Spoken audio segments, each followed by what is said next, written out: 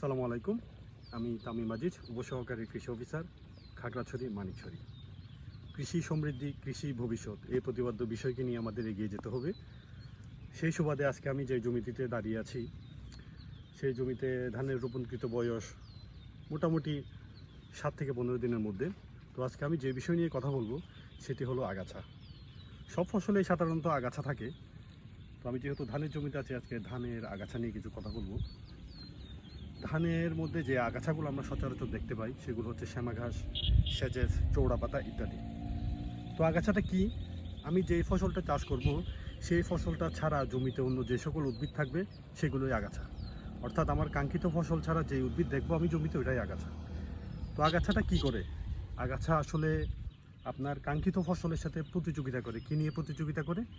আপনার পুষ্টি, সার, আলো, বাতাস, পানি ইত্যাদি কাঙ্ক্ষিত ফসল থেকেও বেশি পরিমাণে নিয়ে সে বড় হয়ে যায়, যার কারণে আপনার আলটিমেট যে ফলন সেটা কমে যায়। তাই আমাদের আগাছাটা অবশ্যই দমন করতে হবে। আগাছা দমনের জন্য আপনি যদি 2টি ট্রিক জানেন তাহলে আপনি খুব সহজেই আগাছাটা দমন করতে পারবেন। প্রথম ট্রিক হচ্ছে কি, প্রি ইমার্জেন্স, আরেকটা হচ্ছে পোস্ট ইমার্জেন্স। তো প্রি ইমার্জেন্স কি? প্রি ইমার্জেন্স হলো আপনি ধান লাগিয়েছেন, ধান লাগানোর পর জমিতে যদি একটি নির্দিষ্ট সময়ের মধ্যে প্রি ইমার্জেন্স টাইপের যে ওষুধগুলো আছে এগুলো প্রয়োগ করে দেন, তাহলে আপনার জমিতে আর আগাছাটা গজাবে না। তাহলে প্রি ইমার্জেন্স কি বা প্রি ইমার্জেন্স জাতীয় যে ওষুধগুলো আছে সেগুলো কি? সাধারণত প্রেটিলাক্লোর গ্রুপের যেই আগাছানাশকগুলো আছে সেগুলো হলো প্রি ইমার্জেন্স। তার সাথে আরেকটা কম্বাইন গ্রুপের ওষুধ আছে, সেটি হচ্ছে এসিটাক্লোর প্লাস বেনসালফিউরোনিথাইল।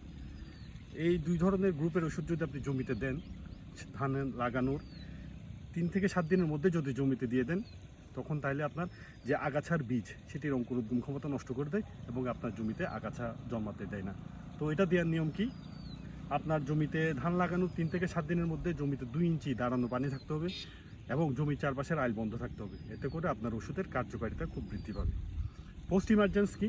পোস্ট ইমার্জেন্স হলো আপনি ধান লাগিয়ে ফেলেছেন, ধান গাছের সাথে সাথে আপনার আগাছার বীজ গজিয়েও 2 থেকে 3 পাতা হয়েছে। এই মুহূর্তে আপনি কী করবেন?